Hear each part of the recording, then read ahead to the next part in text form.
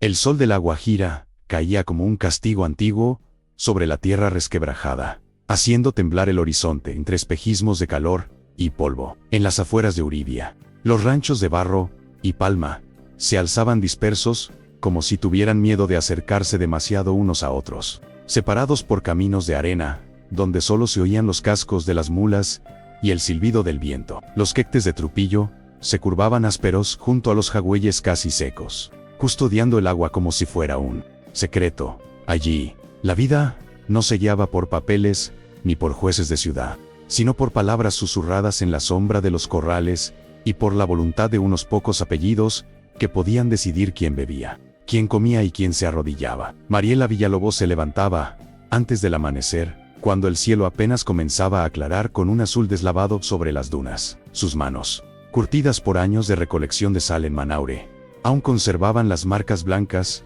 y ásperas de aquel trabajo, que la vio crecer demasiado rápido. Mientras encendía el fogón de leña en el rancho, el humo subía lento, mezclándose con el olor a tierra caliente que nunca desaparecía, ni siquiera de madrugada. Su silueta se movía en silencio entre ollas viejas y cántaros de agua, cuidando que el ruido no despertara demasiado pronto a los peones, ni al hombre cuyo apellido ahora cargaba como una cadena invisible. Desde la ventana pequeña de barro, Mariela veía a lo lejos el corral donde se agrupaban las vacas de don Ezequiel, levantando polvo con cada movimiento inquieto. Aquella hacienda, extendida entre Nazaretis y Apana, era más que un lugar de trabajo. Era una frontera mental que separaba a quienes obedecían de quienes desaparecían de los comentarios del pueblo. Algunos decían que los que desafiaban al hacendado terminaban cruzando la frontera hacia Venezuela por voluntad propia, pero todos sabían que esas salidas nunca se veían, solo se contaban en murmullos. Mariela conocía esos rumores, los llevaba clavados en la espalda cada vez que caminaba hacia los jagüeyes con su cántaro. El matrimonio de Mariela no había sido fruto de promesa ni de amor, sino de sed de agua en una de las peores sequías que la región recordaba, cuando los jagüeyes se convirtieron en espejos de barro cuarteado, y los niños lloraban sin lágrimas porque ya no tenían que beber. Su clan familiar, desesperado, aceptó entregar su mano a don Ezequiel a cambio de acceso al agua de sus pozos. Ninguna mujer habló en esa decisión, solo los hombres, sentados bajo la sombra de un trupillo, pactaron su destino como si se tratara de un animal más en la negociación. Desde entonces, su nombre fue pronunciado con un tono diferente, no como Mariela la joven de Manaure, sino como la mujer que le debía un hijo al hacendado. El reproche por no haber concebido se convirtió en una sombra que la seguía incluso cuando caminaba sola por los caminos de arena. Las viejas de la ranchería la miraban con una mezcla de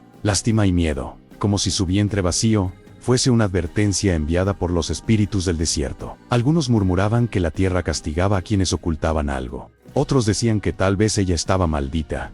Mariela escuchaba esos comentarios de lejos, fingiendo que no entendía, pero cada palabra se quedaba colgando en su pecho como una piedra más en el collar de culpas que no le pertenecían. Nadie sabía que su cuerpo ya conocía el dolor y el milagro de un parto, que el desierto ya había oído el llanto de su hija. En noches de viento fuerte, cuando las láminas y las hojas de palma del techo se sacudían como si fueran a salir volando, Mariela cerraba los ojos y volvía en silencio a aquella choza cercana. El pájaro recordaba el olor a hierbas amargas, el susurro firme de la partera guayú y el calor pegajoso de su propia piel mientras empujaba la vida hacia afuera. Recordaba también el momento en que sintió el peso ligero de la niña sobre su pecho, el llanto quebrado que le pareció la música más poderosa que había escuchado en toda su existencia.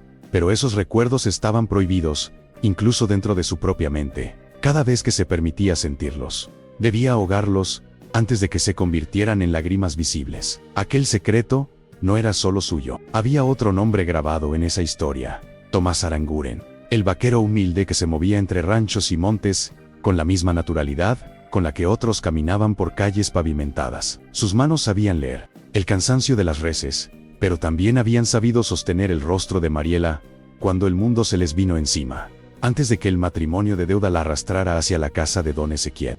Mariela y Tomás se habían amado a escondidas, entre silencios, lunas tímidas y promesas que la realidad nunca dejó cumplir. De ese amor nació la niña que jamás pudieron criar juntos. arrebatada en una madrugada de amenazas y silencios obligados. Don Ezequiel sabía que en La Guajira el poder no se demostraba solo con tierras y ganado, sino con la capacidad de manejar el rumor como si fuera un látigo invisible. Sentado en su silla de cuero, bajo el alero más fresco de la hacienda, escuchaba informes de peones y mensajeros que iban y venían entre Uribia, Bahía Honda y los caseríos cercanos. Cada comentario sobre Mariela, cada susurro sobre su infertilidad, alimentaba una rabia sucia que él disfrazaba de honra mancillada. No soportaba la idea de que su mujer no llenara la casa de llanto de niños que llevaran su apellido, y menos aún toleraba la posibilidad de que ella hubiera pertenecido, alguna vez, a otro hombre. El desierto se encargaba de amplificar las historias. Lo que se decía al lado de un corral al amanecer, al mediodía ya se repetía en la plaza improvisada, donde los vendedores ambulantes ofrecían artesanía suayú y pescado seco. La noticia de que la esposa del hacendado no le había dado un hijo se convertía en chiste en boca de algunos y en plegaria en labios de otras, que temían ser señaladas de la misma manera. En ese ambiente asfixiante, la figura de Mariela se transformó en símbolo, no de compasión, sino de fracaso. Y don Ezequiel, orgulloso y sediento de control, decidió que no bastaba con hablar del asunto en privado. La región entera debía ver y aprender. Mientras preparaba el maíz para el desayuno de los peones, Mariela empezó a notar que las miradas se volvían más directas, menos disimuladas. Los hombres bajaban la voz cuando ella pasaba, pero no lo suficiente para que dejara de escuchar palabras como estéril, maldición o castigo. Las mujeres, en cambio, desviaban la vista, como si temieran contagiarse de su destino, solo con sostenerle la mirada. Cada gesto,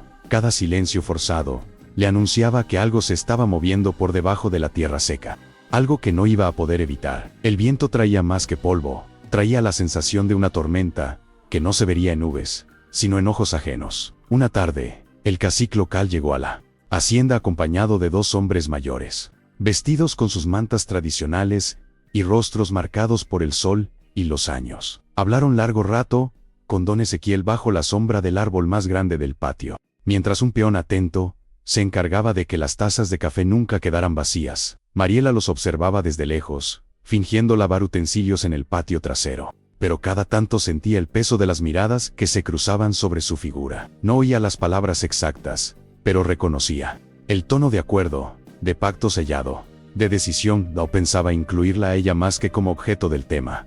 Esa misma noche, cuando el cielo se llenó de estrellas frías y el viento soplaba desde el Caribe arrastrando arena fina, Mariela escuchó el crujido de la puerta principal y los pasos pesados de don Ezequiel entrando al cuarto. No venía con el cansancio habitual de quien regresa de revisar ganado, sino con una firmeza en la mirada que encendió todas las alarmas en su pecho. La llamó por su nombre completo, como hacen los padres antes de regañar a un hijo, y le ordenó que se sentara frente a él, sin gritos, sin golpes, con una calma más cruel que cualquier arrebato. Le informó que la comunidad necesitaba una respuesta ante su falla, y que se realizaría un juicio público en Puerto Estrella para restaurar el orden. En ese instante, Mariela sintió que el desierto entero se le metía dentro del cuerpo, secándole la garganta y robándole el aire. Al quedarse sola en el cuarto, Mariela apoyó la espalda contra la pared de barro y sintió el frío áspero del material atravesarle la blusa fina. La palabra juicio le retumbaba en la cabeza como una campana oxidada, chocando con sus recuerdos de niña,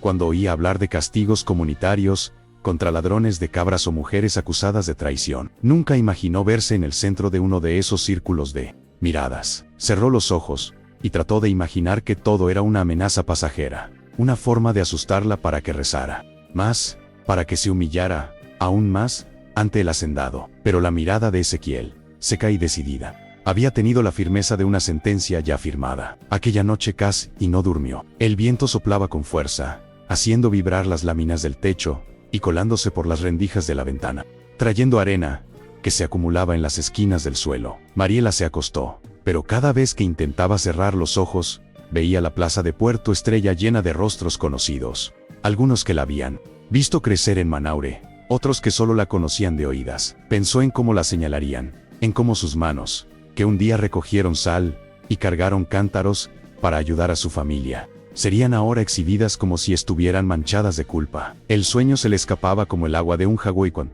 se rompe la tierra. Al amanecer, el rancho entero parecía saberlo antes de que ella abriera la boca. Los peones se movían más callados, Los pasos sonaban contenidos, las conversaciones se cortaban. Apenas ella se acercaba. Una mujer mayor, que le ayudaba a veces en la cocina, se le aproximó con una mirada apagada, y le dejó en la mano un pequeño crucifijo de madera, sin decir una sola palabra. Ese gesto, cargado de miedo y resignación, le confirmó que el juicio ya estaba corriendo de boca en boca. La noticia había escapado de la hacienda, y viajaba con el viento hacia Uribia, Bahía Honda, y los caseríos vecinos. Días antes de la fecha marcada, el cacique regresó a la hacienda para afinar detalles con don Ezequiel. Se sentaron de nuevo bajo el árbol del patio, mientras las gallinas escarbaban la tierra alrededor como si buscaran respuestas enterradas. Hablaban de tradición, de equilibrio comunitario, de honra masculina, palabras que sonaban grandes pero que, en la práctica, significaban dolor para la misma de siempre, la mujer señalada. El cacique, presionado por favores antiguos y deudas nuevas, aceptaba esa versión torcida de justicia porque temía perder agua, ganado y apoyo para su gente. Mariela, desde la distancia, sentía que los hombres estaban jugando una partida, con su vida como ficha principal. En las noches previas al viaje a Puerto Estrella, los recuerdos de su hija se volvieron más intensos, como si el desierto quisiera empujarla a enfrentar lo que había sido enterrado años atrás. Volvía una y otra vez a la imagen de la recién nacida envuelta en telas gastadas, al olor a sangre y hierbas de la choza, en el pájaro, al canto suave de la partera Wayuu, que intentaba calmar el llanto de ambas. Pensaba en la madrugada, en que hombres desconocidos golpearon la puerta, en las voces gruesas exigiendo silencio, en el momento en que le arrancaron a la niña de los brazos, con la promesa fría de que era mejor así. Esa herida, que había aprendido a esconder incluso de sí misma, ardía ahora con fuerza renovada. En algún rincón de su alma, Mariela sabía que el supuesto delito por el que sería juzgada no era la infertilidad, sino el silencio que se vio obligada a tragar cuando la separaron de su hija. Habían construido sobre ella una mentira cómoda, la de la mujer que no cumplía su función, la esposa que no daba descendencia, la culpable perfecta para los males de un hombre que nunca miraba sus propias sombras.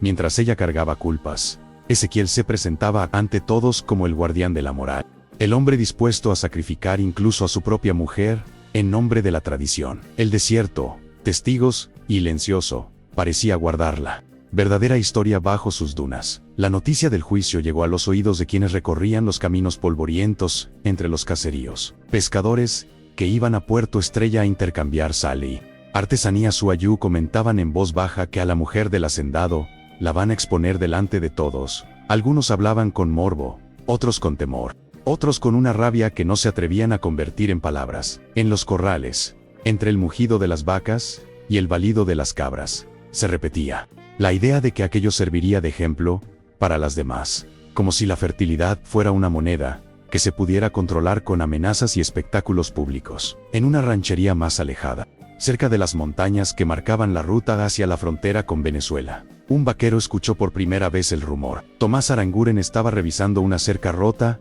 cuando un arriero, de paso hacia Uribia, mencionó entre comentarios sueltos el caso de la esposa del hacendado Montiel, la que nunca le dio hijos, y ahora la van a juzgar. El nombre no fue pronunciado, pero a Tomás le bastó la descripción, la región, el apellido, para que un escalofrío le recorriera la espalda. Sintió como los años se desmoronaban dentro de su pecho, y como la imagen de Mariela, tal y como la había visto por última vez, volvía con una nitidez que el tiempo no había conseguido borrar. Durante esa noche, Tomás no logró encontrar descanso. El canto de los grillos y el soplo del viento le resultaron más estridentes que nunca. En la oscuridad de su rancho humilde, recordó el brillo en los ojos de Mariela cuando le habló, temblando, de la niña que esperaban. Recordó también la desesperación de no haber podido protegerlas cuando las amenazas se hicieron reales. Cuando los hombres enviados por intereses que nunca se atrevieron a nombrar se llevaron al ADB y obligaron a Mariela a aceptar una versión falsa de su propia historia. Saber que ahora la iban a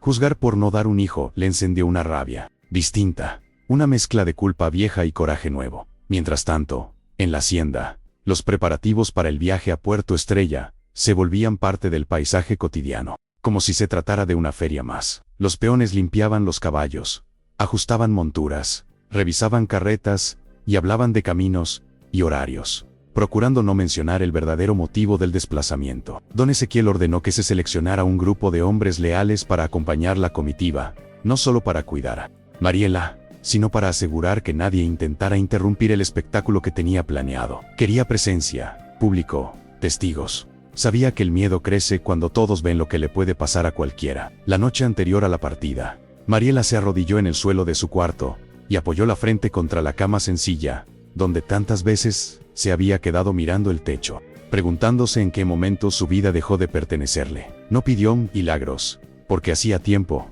que los sermones sobre castigos y obediencia le habían robado la esperanza de intervenciones divinas. Lo único que murmuró, con la voz quebrada y casi sin sonido, fue el nombre de su hija, como si pronunciarlo en la oscuridad fuera una forma de amarrarse a algo que todavía le daba sentido. Luego, en silencio, se prometió a sí misma no permitir que la quebraran delante de todos, aunque no tuviera ni voz ni defensa. Al amanecer, cuando el cielo apenas se teñía de un rojo pálido que anunciaba otro día abrasador, los peones ya estaban alineando los caballos en el patio de la hacienda. La brisa temprana soplaba con un frescor engañoso, porque todos sabían que en cuestión de horas el calor sería tan brutal como siempre. Mariela salió escoltada por 2 hombres, con las manos temblorosas escondidas dentro del manto que cubría sus brazos. Caminó despacio, sintiéndose observada por cada mirada que se asomaba desde las esquinas del rancho, desde las sombras de los corrales, desde los ojos de mujeres que se mordían los labios por miedo a mostrar compasión. La hacienda parecía un escenario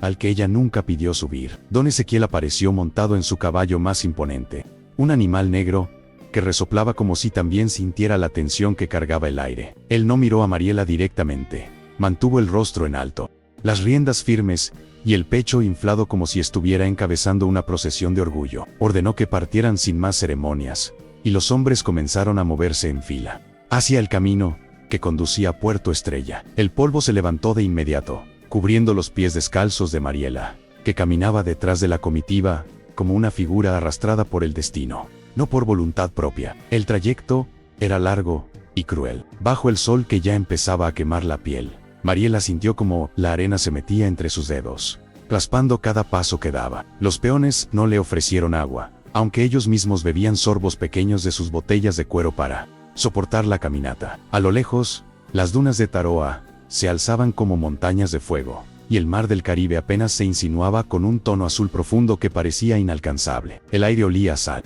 a tierra seca y a algo parecido al miedo. Cada tanto, algún pájaro de plumaje oscuro cruzaba el cielo, como si quisiera advertirle algo que solo el desierto entendía. Durante el viaje, algunos habitantes de rancherías cercanas se asomaban desde la distancia, observando la procesión con inquietud. Veían a la mujer caminando detrás de los hombres, cubierta por un manto que ocultaba su rostro, y su imaginación hacía el resto. Sabían que cuando una comitiva iba hacia Puerto Estrella, con esa solemnidad, no era para celebrar nada bueno. Se murmuraban comentarios entre ellos, y aunque nadie se atrevía a acercarse, sus miradas seguían a Mariela como si quisieran entregarle un pedazo de fuerzas, silenciosa. Ella no los veía, pero sentía la presencia de esos ojos clavados en su espalda como una caricia triste. Cuando por fin llegaron a Puerto Estrella, el pueblo ya estaba alborotado. Las carretas con pescado fresco y sacos de sal se mezclaban con turistas curiosos que habían llegado desde Riohacha, sin imaginar que presenciarían algo más que un intercambio de mercancías. La plaza, seca y polvorienta como siempre, se convirtió en un círculo de expectación donde los hombres de Ezequiel comenzaron a despejar un espacio en el centro. Mariela fue empujada suavemente hacia adelante, mientras las mujeres Huayú cubrían sus bocas con las mantas coloridas para ocultar el impacto en sus miradas. El sol caía directamente sobre ella, iluminando cada grieta en la tierra como si el desierto mismo la juzgara. Don Ezequiel desmontó lentamente y se acomodó en un lugar visible, donde todos pudieran verlo. Alzó la voz, ronca y dura, para anunciar que su esposa sería sometida a un juicio comunitario por no haberle dado descendencia. Las palabras resonaron en el aire caliente, mezclándose con el murmullo horrorizado de la multitud. Sentir cómo su vida era reducida a una acusación pública hizo que las piernas de Mariela temblaran, pero no se permitió caer. Mantenerse en pie, aunque fuera por orgullo disminuido, era lo único que todavía podía decidir por sí misma. La tierra bajo sus pies parecía arder, pero ella clavó los dedos en la palma de su mano para resistir. El cacique local, presionado y con el rostro marcado por una vergüenza que intentaba disimular, dio un paso adelante. Con voz cansada, trató de justificar el ritual bajo el pretexto de la tradición ancestral. Habló de armonía,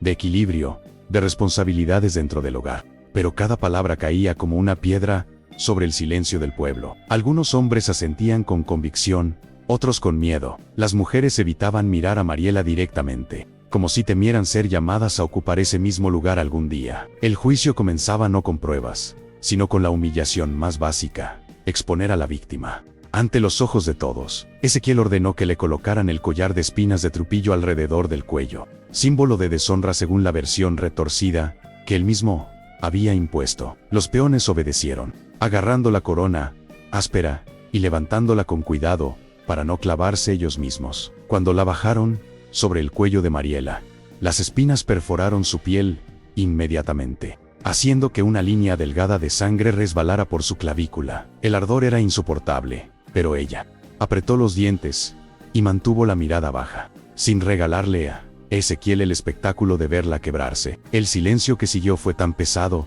que parecía que ni el viento se atrevía a soplar. Una anciana Wayuu, escondida entre las sombras, dejó escapar un gemido que sonó como un lamento antiguo. Algunos la miraron con desaprobación, como si expresar compasión fuese peligroso. El cacique intentó retomar el control del acto y pidió que Mariela caminara alrededor del círculo para permitir que la comunidad juzgara por sí misma. Cada paso era un suplicio. Las espinas se clavaban más profundo y la arena caliente se adhería a las heridas abiertas. La multitud se abría para dejarla pasar, creando un pasillo estrecho lleno de ojos que la analizaban como si ella fuera un objeto, no una mujer con historia, con dolor, con vida. El juicio duró lo suficiente como para que todos sintieran que ya era suficiente humillación, pero no lo suficiente para que Ezequiel estuviera saciado. Cuando dieron por terminado el ritual, él se acercó a Mariela con una sonrisa fría y empezó a hablar sobre nuevas medidas que tomarían si la falla continuaba. Su voz era baja, casi casual, como si estuviera discutiendo sobre ganado, y no sobre la vida de la mujer que tenía delante. La amenaza implícita en sus palabras heló el aire. Incluso bajo el sol infernal, Mariela sintió un nudo ascender por su garganta, pero mantuvo la postura. Sabía que el mayor castigo para un hombre como Ezequiel era verla resistir, sin derrumbarse. Cuando la multitud comenzó a dispersarse, un rumor empezó a correr entre los presentes, que aquella humillación no sería la última, que el hacendado planeaba algo más grande, una expulsión pública, un castigo definitivo, para cerrar el capítulo de su vergüenza. Nadie sabía exactamente qué, pero la tensión era palpable. Mariela, exhausta, y con el cuello ardiendo, sintió que ese día apenas había sido el comienzo de algo mucho más oscuro. El viento levantó un remolino de polvo que le cubrió el rostro. Por un instante, deseó desaparecer con él entre las dunas. Mariela fue llevada nuevamente hacia la comitiva, sin recibir siquiera un trago de agua que aliviara el ardor en su garganta. Sus labios estaban resecos, partidos, y cada respiración le raspaba el pecho como si tragara arena. Los peones la escoltaban sin mirarla, como si temieran que cualquier gesto de humanidad pudiera convertirlos en objetivos de la ira del hacendado. El pueblo, todavía estremecido por lo que había presenciado, se mantuvo en silencio mientras la veían subir a la carreta, destinada a trasladarla de regreso a la hacienda. Algunas mujeres se quedaron con las manos juntas, en señal de súplica muda, pero ninguna se atrevió a dar un paso adelante. El viaje de retorno fue incluso más cruel que la llegada. El sol, ya en su punto más alto, se ensañaba contra la piel expuesta de Mariela, que ardía por las espinas clavadas alrededor de su cuello. Cada movimiento de la carreta hacía que las heridas se abrieran un poco más, dejando que pequeños hilos de sangre descendieran por su pecho, aunque se obligó a mantener los ojos abiertos. A veces los cerraba, para no ver la distancia interminable del desierto frente a ella. En cada tramo, escuchaba voces lejanas, risas ahogadas, murmullos que parecían venir del pasado, ecos de la niña que había perdido, promesas rotas en noches de viento fuerte. Cuando llegaron a la hacienda, don Ezequiel no permitió que Mariela entrara a la casa. Ordenó que la llevaran al cuarto de barro, cerca de las dunas de Taroa, un lugar destinado originalmente a guardar herramientas, pero que él había decidido convertir en celda improvisada. El espacio era pequeño, oscuro y húmedo, con un olor a tierra mojada mezclado con sudor viejo. Mariela fue empujada hacia adentro, y la puerta se cerró de golpe, dejándola envuelta en una penumbra que parecía absorber su respiración. El silencio dentro del cuarto era tan denso que podía escucharse el latido de su propio corazón golpeando contra las costillas. Los peones que vigilaban la entrada se turnaban cada pocas horas, cumpliendo órdenes sin cuestionar. Algunos evitaban mirar hacia el interior, como si temieran encontrarse con algo que su conciencia no pudiera soportar. Ezequiel les había advertido que nadie debía hablar con Mariela, que ella estaba pagando por su falta, y que cualquier interferencia sería interpretada como acto de rebelión. La hacienda entera sabía que el castigo no tenía nada que ver con tradición ni justicia, sino con la necesidad del hacendado de demostrar poder, de recordar a todos que su palabra era ley, por encima de cualquier verdad. Dentro del cuarto, Mariela se sentó en el suelo, cuidando de no apoyar el cuello en la pared para evitar que las espinas se hundieran más. La sed era insoportable. Sentía que la lengua era una piedra seca dentro de su boca. Incapaz de moverse, cada respiración le dolía, como si tragara cuchillas invisibles mezcladas con el polvo suspendido en el aire. Intentó calmarse repitiendo mentalmente los cantos que había escuchado de niña en las ceremonias Wayuu, melodías que hablaban de resistencia, de vínculos entre mujeres, de fuerzas que dormían bajo la arena, pero su voz interior temblaba demasiado. Incluso sus recuerdos parecían quebrarse bajo el peso de la angustia. Afuera, el rumor de su maldición empezó a extenderse con rapidez. En Bahía Honda, los pescadores contaban la historia de la mujer señalada por el hacendado, imaginando detalles que no sabían, añadiendo supersticiones, exagerando castigos. En Carrizal, algunos aseguraban que la infertilidad era un mensaje de los espíritus del desierto, una advertencia para quienes desobedecían las reglas impuestas por el clan masculino. Otros decían que Mariela era desgracia en forma humana, una sombra que había caído sobre la hacienda Montiel para destruirla desde adentro. En pocas horas, su nombre se había convertido en un mito torcido que viajaba de boca en boca. Los rumores cruzaron incluso la frontera informal que separaba las comunidades de la Alta Guajira de los vaqueros que trabajaban en los montes cercanos a Venezuela. Allí, un hombre escuchó sin querer la historia mientras reparaba una montura bajo la sombra de un trupillo, cuando oyó que una mujer acusada de no dar hijos estaba siendo castigada por un hacendado de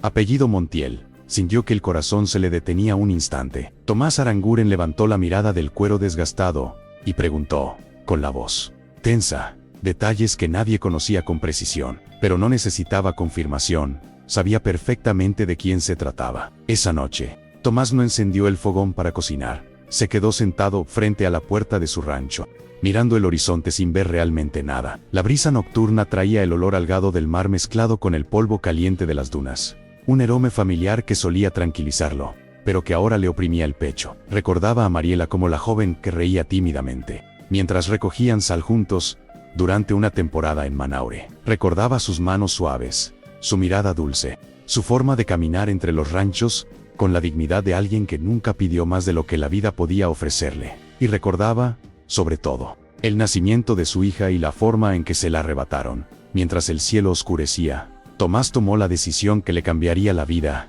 Iría a buscar a Mariela, aunque tuviera que cruzar dunas, rocas y territorios controlados por hombres dispuestos a matar por un favor del hacendado. No sabía si llegaría a tiempo, no sabía si podría enfrentarse a los peones armados, ni a la furia de Ezequiel, pero sabía que no podía seguir viviendo con aquel silencio que había permitido demasiadas injusticias. Amarró su caballo, revisó sus pocas pertenencias y se preparó para salir antes del amanecer. Por primera vez en años, sintió que la culpa se transformaba en fuerza. En paralelo, en la hacienda, Ezequiel caminaba de un lado a otro dentro de su sala, con pasos firmes y una expresión endurecida por la ira contenida. Sabía que lo que había hecho en Puerto Estrella había reforzado su imagen de autoridad, pero también intuía que algunos, en la comunidad, empezaban a murmurar sobre sus métodos. La humillación pública de Mariela había servido para demostrar poder, sí, pero no había apagado la sospecha que llevaba años rondando, que el hacendado escondía más secretos de los que estaba dispuesto a admitir. Esa inquietud lo hacía apretar los puños, deseando controlar incluso el aire que respiraban sus peones. Ezequiel decidió entonces que el encierro no sería suficiente. Quería un castigo más grande, algo que dejara una marca imborrable en la región, una advertencia que nadie olvidaría. Su mente, retorcida por la obsesión de mantener la apariencia de hombre honorado, comenzó a trazar un plan para expulsar a Mariela públicamente, usando un ritual ancestral distorsionado. No le importaba que la tradición original no tuviera nada que ver con lo que él pretendía. Lo único que buscaba era justificar su odio con palabras antiguas y símbolos sagrados corruptos. El eco de aquel plan empezó a tomar forma en su mente como un presagio oscuro. Bajo la luz tenue de un amanecer todavía indeciso, Mariela abrió lentamente los ojos. Dentro del cuarto de barro, había pasado la noche entera luchando contra el dolor de las espinas incrustadas en su cuello, contra la sed que le quemaba la garganta, y contra el miedo que amenazaba con arrancarle el poco aire que podía respirar. Cuando intentó mover la cabeza, un ardor agudo la obligó a quedarse quieta, sintiendo como cada fibra de su piel protestaba. Aún así, se aferró a la conciencia con una tenacidad silenciosa, como si dentro de ella hubiera una chispa que se negaba a extinguirse. Incluso en medio de tanta oscuridad, a través de la pequeña hendidura en la pared, Mariela pudo distinguir los primeros sonidos de la hacienda despertando: el canto de los gallos, los pasos pesados de los peones preparando los animales, el eco lejano de las mulas moviéndose por los corrales. Todo parecía funcionar como siempre, como si su sufrimiento fuera apenas un detalle invisible. Ina del desierto intentó levantarse apoyándose en la pared, pero sus piernas temblaron con debilidad. Se obligó a mantenerse firme, sabiendo que ceder ante el dolor solo alimentaría del poder de quienes querían verla rota. Uno de los peones asignados a la vigilancia abrió la puerta para revisar que todo estuviera en orden. Era un hombre joven, de rostro delgado y ojos que no lograban sostener la mirada de Mariela por más de un instante. En su mano había una jarra de agua que no se atrevió a extenderle. Ezequiel había sido claro: no debían acercarse a ella ni ofrecerle nada. Sin embargo, durante el breve momento en que la puerta estuvo abierta, el peón dejó la jarra en el suelo, justo donde ella pudiera verla. Luego salió, cerrando la puerta sin decir palabra. El gesto, aunque pequeño, se sintió como un rayo de humanidad en medio del desierto. Mariela se arrastró lentamente hacia la jarra, cada movimiento una batalla contra el dolor creciente en su cuello y espalda. Cuando por fin logró tomarla entre sus manos, sintió que el agua era un regalo sagrado. Bebió sorbos pequeños, con cuidado, dejando que la frescura aliviara la quemadura que en su garganta. Las lágrimas comenzaron a brotarle, pero no por tristeza, era alivio. Un alivio que por un instante le recordó que aún había quienes conservaban compasión, incluso bajo el peso del miedo. Aquella agua no solo calmaba su cuerpo, también despertaba su espíritu adormecido. Ese pequeño acto de bondad se convirtió en un ancla para su mente agotada. Mientras bebía los últimos sorbos, recordó las palabras de la partera Wayu el día en que nació su hija. La mujer había dicho que las madres del desierto eran como las raíces del trupillo, podían sobrevivir incluso donde nadie más podía vivir. Esa frase volvía ahora a su memoria con una fuerza inesperada, como si fuera un mensaje enviado desde el pasado. Mariela cerró los ojos y sintió que, aunque estuviera encerrada, una parte de ella seguía viva, capaz de florecer incluso bajo el peso de las espinas. Mientras tanto,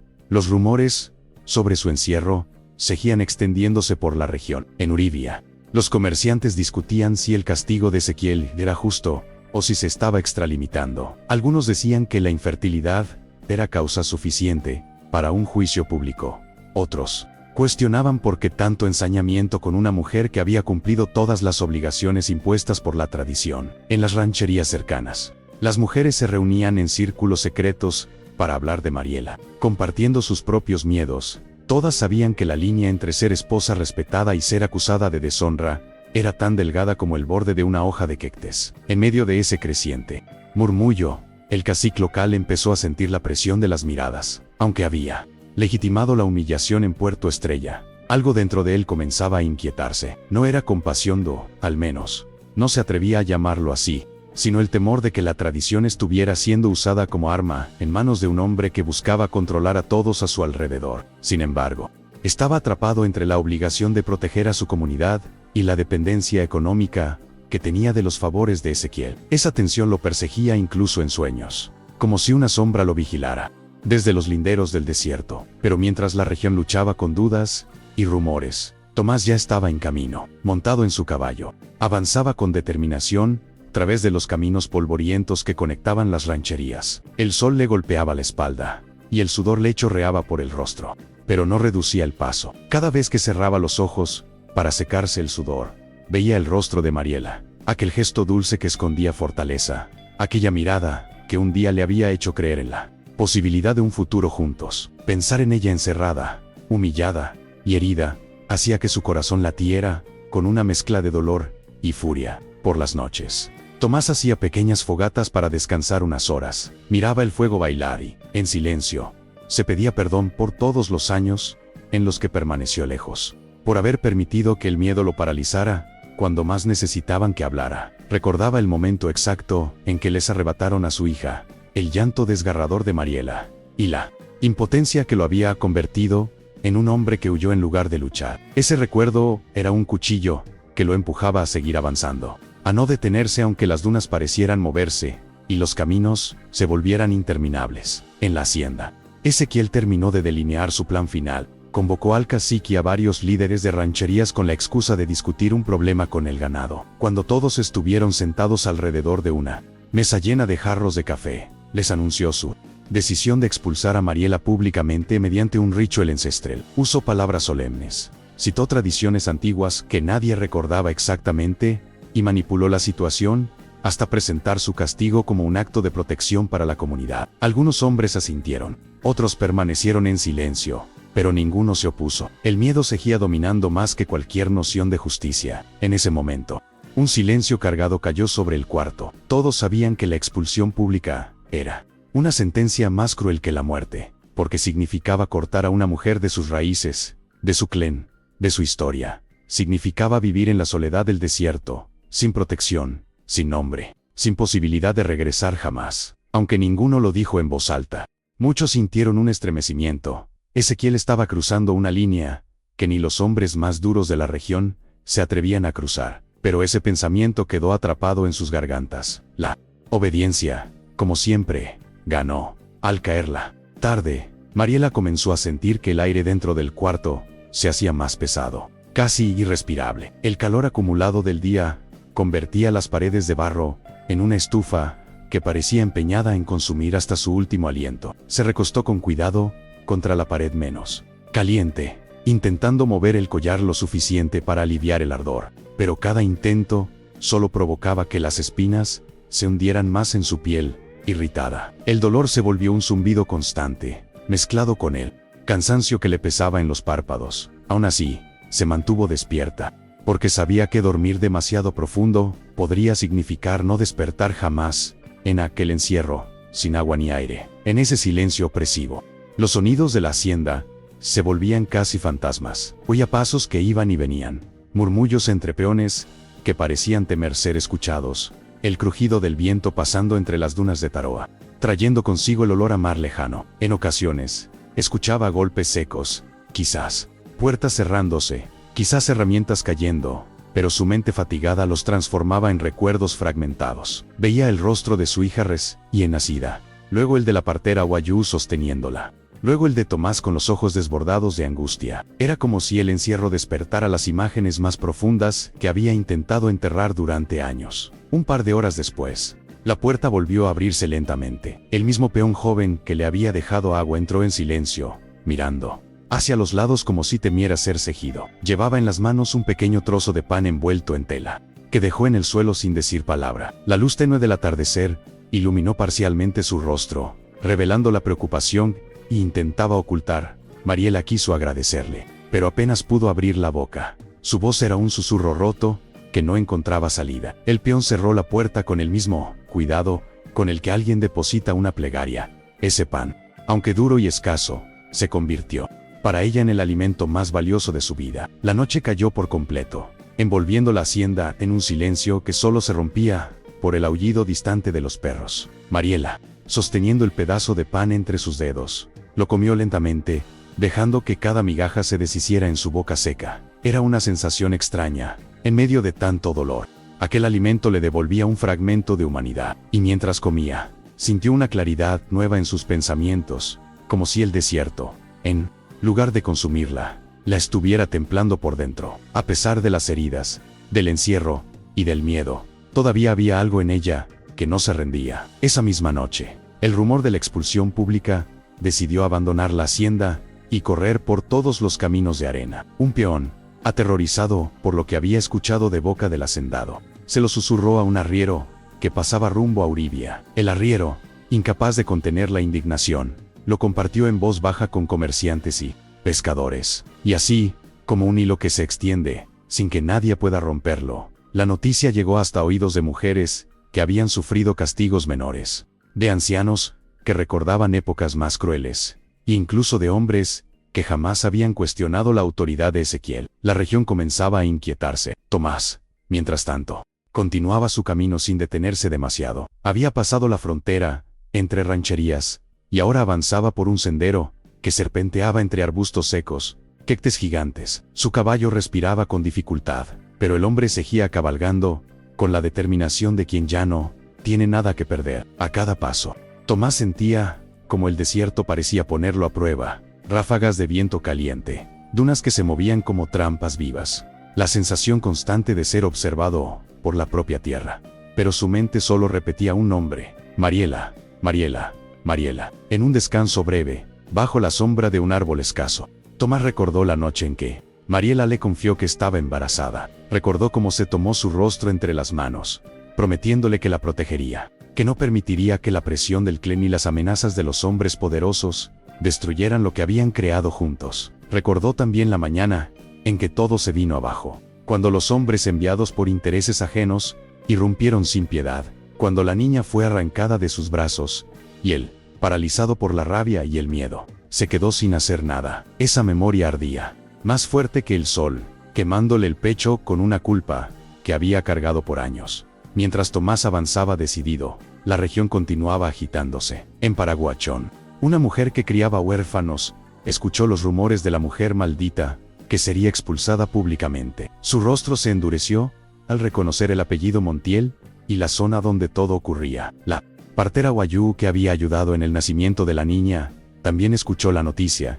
Al comprender que el destino estaba llamando, de nuevo, comenzó a preparar sus cosas para un viaje urgente. Sabía que había secretos que ya no podían seguir enterrados bajo la arena. La verdad tenía un peso propio, uno que tarde o temprano terminaba por romper la tierra donde se ocultaba. En la hacienda, Ezequiel daba instrucciones con una autoridad cas y enfermiza. Ordenó que prepararan antorchas para la ceremonia nocturna de expulsión, que reunieran a los líderes de las rancherías y que trajeran mantas ceremoniales para fingir respeto por las tradiciones. Caminaba de un lado a otro como un animal enjaulado, incapaz de detener la furia que llevaba dentro. Veía la figura de Mariela no como mujer, no como ser humano, sino como objeto que debía ser controlado, castigado y eliminado de su vida para mantener intacta su imagen. La obsesión lo consumía más rápido que el calor del desierto. Esa noche, mientras la hacienda se teñía de sombras largas y las estrellas comenzaban a aparecer sobre el cielo despejado,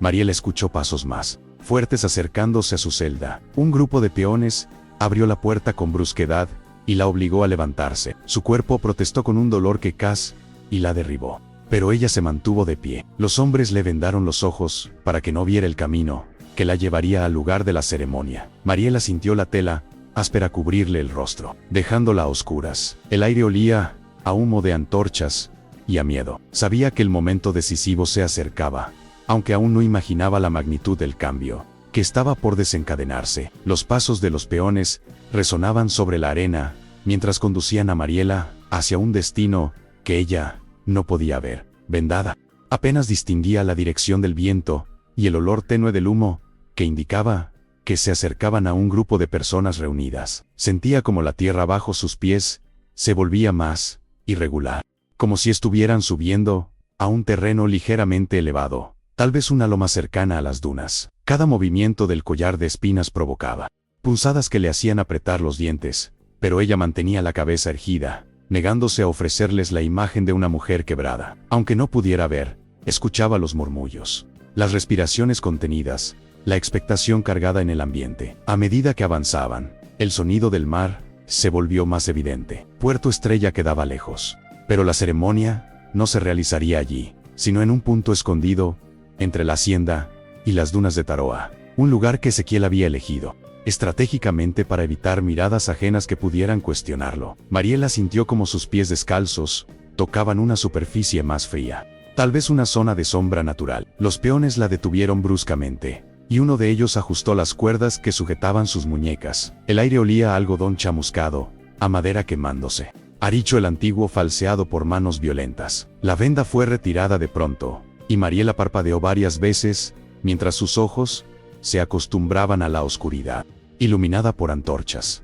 Ante ella se extendía un semicírculo de hombres y algunas mujeres, todos vestidos con mantas coloridas y rostros tensos. El cacique, en el centro, sostenía un bastón cerimón y el tallado con símbolos huayú, pero su expresión era más de culpa que de autoridad. A los lados, varios peones sostenían antorchas, mientras el viento hacía danzar las llamas en movimientos irregulares. Mariela se dio cuenta de que la habían colocado en el centro de un espacio ceremonial, distorsionado, creado para aparentar tradición, pero cargado de crueldad. Don Ezequiel dio un paso adelante, con la frente levantada y la mandíbula apretada. Sus ojos brillaban con una mezcla de orgullo y rabia. Levantó los brazos para pedir silencio, aunque nadie hablaba realmente. Todos estaban atrapados en un mutismo temeroso. Su voz retumbó entre las dunas cuando comenzó a hablar sobre la deshonra que Mariela representaba, sobre la infertilidad convertida en ofensa, sobre la supuesta necesidad de expulsarla para restaurar el orden espiritual del territorio. Cada palabra era una mentira cuidadosamente envuelta en símbolos culturales que él mismo había manipulado para justificar su violencia. Mariela escuchaba sin mover un músculo, sintiendo como los ojos de la comunidad se clavaban en ella. Algunos la observaban con lástima, otros con miedo, otros con indiferencia aprendida a fuerza de supervivencia. El cacique, a un costado, parecía debatirse entre intervenir o callar, pero finalmente bajó la mirada, atrapado por las consecuencias de desobedecer al hacendado. El viento sopló con fuerza, levantando partículas de arena que se pegaban a las heridas del cuello de Mariela. El dolor era punzante, pero lo soportaba con la misma dignidad silenciosa que había cargado toda su vida. Ezequiel tomó entonces un collar hecho con tiras de cuero endurecido, marcado con símbolos que simulaban ser ancestrales. Explicó que ese era el signo final de expulsión, el que separaba una mujer del clan y la convertía en alma errante del desierto. Era una falsificación descarada, pero muchos de los presentes no conocían lo suficiente de sus propias tradiciones como para cuestionar lo que él decía. Con un gesto teatral, levantó el collar y ordenó que Mariela se arrodillara. Ella no obedeció.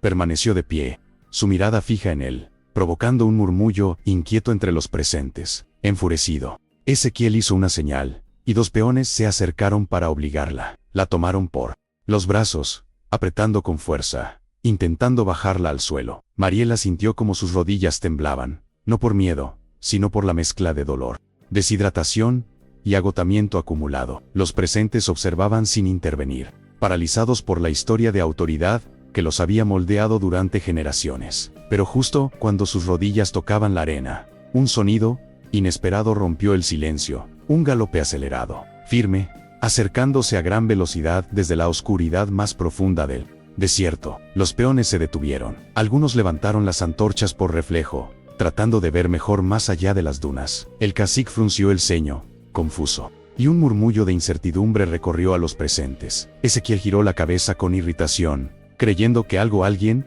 estaba interrumpiendo su ceremonia. El sonido del galope crecía, cada vez más cercano, hasta que una sombra montada emergió de la penumbra, recortada por el fuego de las antorchas. El polvo levantado por el caballo formaba una nube que lo rodeaba, convirtiéndolo en una figura casi espectral a los ojos de la comunidad. Cuando la figura se acercó lo suficiente, las llamas de las antorchas iluminaron un rostro marcado por el sol, endurecido por años de trabajo, pero lleno de una determinación que no se veía en esas tierras desde hacía mucho tiempo. Tomás Aranguren tiró de las riendas, deteniendo el caballo justo frente al círculo ceremonial. Su respiración era pesada, pero su mirada era inquebrantable. Todos reconocieron al instante que no era un peón más, ni un extraño, era un hombre con historia en esas tierras, alguien que había sido parte de la región antes de desaparecer en los montes. Su presencia enviaba un mensaje claro: algo estaba a punto de romperse. Ezequiel avanzó un paso, sorprendido y enfurecido por la interrupción. Levantó la voz para ordenarle que se retirara, pero Tomás lo ignoró por completo. Su mirada estaba fija únicamente en Mariela, la mujer arrodillada, por la fuerza, con el cuello herido y la dignidad intacta. El silencio que seguía al galope parecía más pesado que cualquier palabra. Tomás respiró hondo, como si juntara el valor acumulado de todos los años callados, y finalmente habló con una voz grave que retumbó entre las dunas: Mariela sí dio un hijo, y tú lo ocultaste. El silencio que siguió a las palabras de Tomás cayó sobre la ceremonia como una manta, espesa, sofocante, imposible de ignorar. Las llamas de las antorchas temblaron, agitadas por un viento que parecía haber despertado de golpe, como si el propio desierto reaccionara ante aquella revelación. El cacique abrió los ojos con sobresalto, incapaz de procesar lo que acababa de escuchar. Algunos hombres dieron un paso hacia atrás, temerosos de que aquello atrajera desgracias mayores, mientras las mujeres murmuraban entre ellas, apenas conteniendo la conmoción. Ezequiel, en cambio, quedó inmóvil, con la mirada fija en Tomás, como si intentara comprender cómo se atrevía a desafiarlo públicamente. La respiración de Mariela se entrecortó. Sus ojos, aún nublados por el dolor y el cansancio, se abrieron con un brillo inesperado al escuchar la voz de Tomás atravesar la oscuridad. No sabía si estaba soñando, si su mente agotada había creado aquella escena para consolarla. Pero el tono firme y quebrado del hombre que había amado confirmaba que era real. Una mezcla de alivio y terror recorrió su cuerpo. Alivio por no sentirse sola, terror por lo que Ezequiel podría hacer ahora que la verdad comenzaba a asomar como una grieta en el muro de mentiras que él había construido durante años. Ezequiel tardó unos segundos en reaccionar, pero cuando lo hizo, su expresión se transformó en un gesto deformado por la ira. Dio un paso adelante, apuntando a Tomás con el dedo como si intentara aplastarlo desde la distancia. Gritó que todo aquello era una blasfemia, que Tomás estaba loco, que quería destruir la armonía de la región con historias inventadas. Sus palabras resonaban, pero por primera vez, no tenían el efecto inmediato que solían tener. La comunidad no bajó la cabeza. Nadie retrocedió por obediencia. Algo había cambiado en los ojos de todos. El poder de Ezequiel ya no parecía tan absoluto, bajo la luz temblorosa de las antorchas. Tomás desmontó del caballo, con un movimiento lento, medido, lleno de solemnidad. Se acercó unos pasos al círculo ceremonial, sin miedo a los peones, que empuñaban palos y machetes. Su voz volvió a sonar, más firme que antes, cargada con un dolor antiguo, que nunca había sanado. Explicó que él había estado allí cuando la niña nació, que había visto a Mariela sostenerla, que había escuchado su primer llanto. Dijo los nombres de los hombres que irrumpieron en la choza. Describió la madrugada en que la arrancaron de sus brazos. Narró cómo la partera Wayú fue obligada a guardar silencio bajo amenazas. Cada palabra era una piedra lanzada al centro del círculo, rompiendo la mentira en 1000 pedazos. El cacique, pálido, apretó el bastón cerimón y él entre sus manos arrugadas. Había vivido suficiente para conocer los ecos de la verdad cuando estos resonaban con fuerza. Sus ojos se movían entre Tomás y Mariela, entre Ezequiel y la comunidad, comprendiendo que la autoridad del hacendado podría derrumbarse si la historia continuaba desarrollándose así. Intentó hablar, pero su voz apenas logró un murmullo ahogado. Era como si la tradición que él mismo había usado para justificar la humillación de Mariela ahora lo estuviera juzgando a él, exigiéndole responsabilidad ante los espíritus del desierto. Ezequiel, desesperado, gritó órdenes a sus peones para que detuvieran a Tomás. 3 hombres se adelantaron, pero ninguno dio el primer paso. Los 3 habían visto la humillación de Mariela en Puerto Estrella, habían visto sus heridas, sus resistencias, silenciosa, su dignidad intacta. Sabían, aunque nunca lo hubieran dicho, que el castigo había sido injusto desde el principio. Ahora, con Tomás revelando un secreto tan grande, sus manos temblaban, incapaces de obedecer sin cuestionar. El hechizo del miedo comenzaba a romperse, y Ezequiel lo notó de inmediato. Entonces, un sonido inesperado surgió en la noche. Pasos apresurados sobre la arena, acompañados por un murmullo suave de voces femeninas. La partera Wayú apareció desde la oscuridad, seguida por una figura pequeña, delgada, de ojos grandes y cabello oscuro que caía en ondas desordenadas. La niña avanzaba con timidez, pero sin detenerse, guiada por la mujer que había presenciado su nacimiento. Las antorchas iluminaron su rostro, revelando rasgos que resonaban en las memorias de todos, los pómulos marcados de Mariela, la mirada profunda de Tomás, una mezcla viva de 2 historias que habían intentado borrar. Los presentes se quedaron paralizados. Nadie se movió, nadie respiró. La verdad, encarnada en aquella niña, caminaba hacia el centro del círculo como si el desierto mismo la hubiera formado. Mariela sintió que las rodillas se le aflojaban, y una oleada de lágrimas brotó de sus ojos, sin que pudiera detenerlas. Era como ver un fantasma que regresaba con vida, como abrir una herida y descubrir que, en lugar de dolor, había luz. La partera levantó la voz, firme como nunca, y declaró que ella había asistido al parto, que la niña jamás murió, que el rumor de su muerte Fue una mentira impuesta bajo amenazas por órdenes de Ezequiel Montiel. El cacique, enfrentado por la evidencia viva, sintió que el peso de sus responsabilidades caía sobre sus hombros como un manto demasiado pesado. Apretó los dientes, consciente de que no podía proteger más al hacendado, sin traicionar su propia dignidad. Cuando abrió la boca, su voz tembló, pero logró decir que aquel ritual había sido profanado, manipulado y corrompido por intereses ajenos a la tradición. Un murmullo recorrió a los presentes, como si todos hubieran estado esperando que alguien lo admitiera. Las miradas se volvieron contra Ezequiel, quien retrocedió un paso al verse rodeado no por enemigos, sino por la verdad que por fin lo alcanzaba. Ezequiel intentó hablar, pero su voz ya no tenía autoridad. Ninguna mentira podía detener lo que estaba ocurriendo. La comunidad, que durante años había guardado silencio por miedo, comenzó a avanzar lentamente, formando un círculo más estrecho alrededor del hacendado. Los peones, antes obedientes, ahora bajaban la mirada para no verlo. La partera colocó una mano protectora sobre el hombro de la niña, que se aferraba a la manta tradicional con la que la habían cubierto. Tomás, con los ojos húmedos de emoción contenida, extendió la mano hacia Mariela para ayudarla a ponerse de pie. El desierto, testigos silencioso, parecía contener la respiración mientras el círculo se cerraba alrededor del hombre que había gobernado con miedo. Por primera vez, la autoridad no estaba en el apellido, ni en las tierras,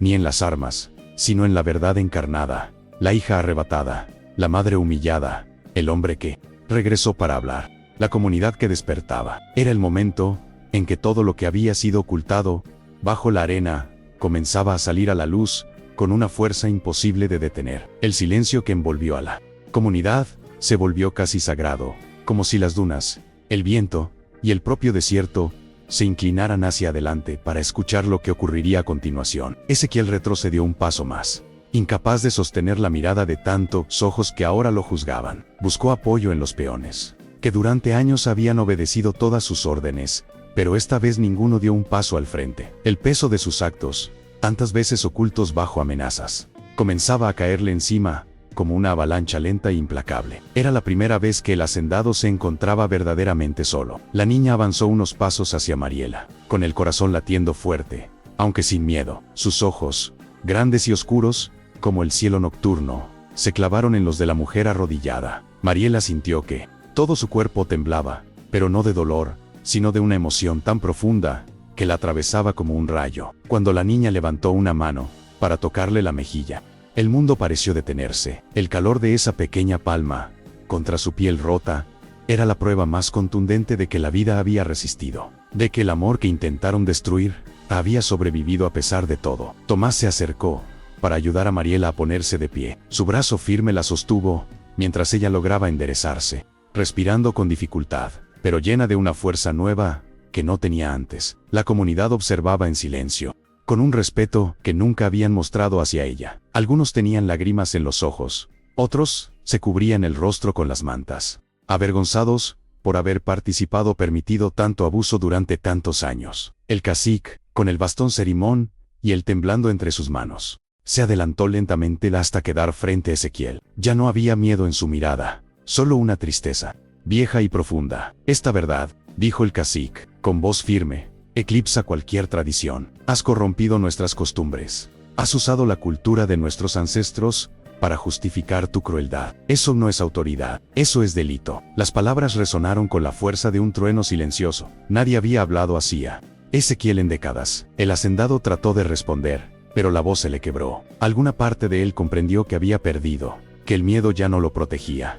Intentó tomar el bastón del cacique, quizá para recuperar autoridad, pero dos hombres mayores lo detuvieron con una firmeza que no habían demostrado antes. Las antorchas iluminaron su rostro crispado, revelando a un hombre que ya no era temido, sino despreciado. La partera Wayuu dio un paso adelante, levantando la voz para que todos la escucharan. Declaró que ella misma revelaría todos los detalles del nacimiento, que no permitiría que una niña viva siguiera siendo tratada como fantasma, y que había llegado la hora de que la verdad, enterrada durante años, fuera entregada a las autoridades. Varios hombres y mujeres de la comunidad asintieron, recuperando una valentía que parecía haber renacido de las sombras. Los peones, aun con temor, se colocaron detrás del cacique, formando una barrera humana que marcaba el fin del dominio del hacendado. Ezequiel fue sujetado por los mismos hombres que antes bajaban la cabeza ante sus órdenes. Su resistencia fue mínima,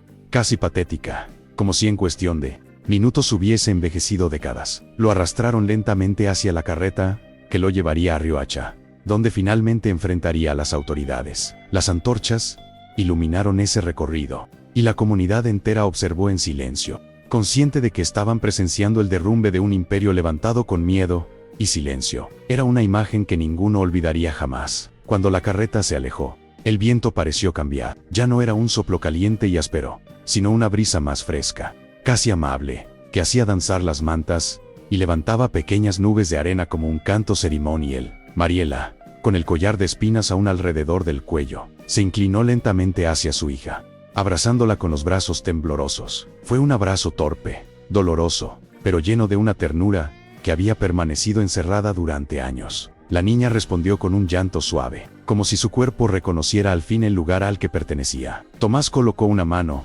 sobre el hombro de ambas, con una expresión quebrada entre la alegría y el arrepentimiento. Sabía que el camino hacia la reconstrucción sería largo, que las heridas no desaparecerían de la noche a la mañana.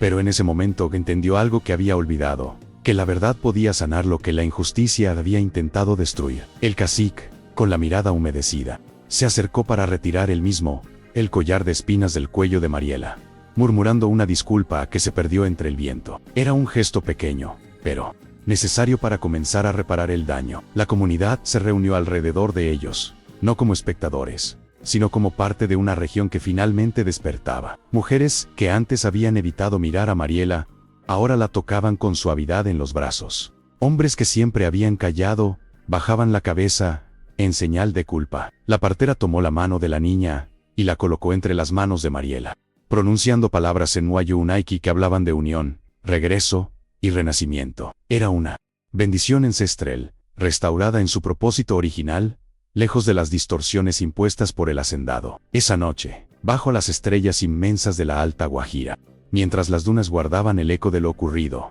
Mariela sintió que el desierto, del mismo que tantas veces la había visto sufrir, por fin respiraba con ella. Tenía heridas profundas, sí, pero también tenía a su hija, a Tomás, y a una comunidad que comenzaba a entender que la verdadera tradición no era obedecer al miedo, sino proteger la verdad. La brisa nocturna acarició su rostro, como un mensaje antiguo. En las tierras más áridas, la dignidad siempre encuentra la forma de florecer.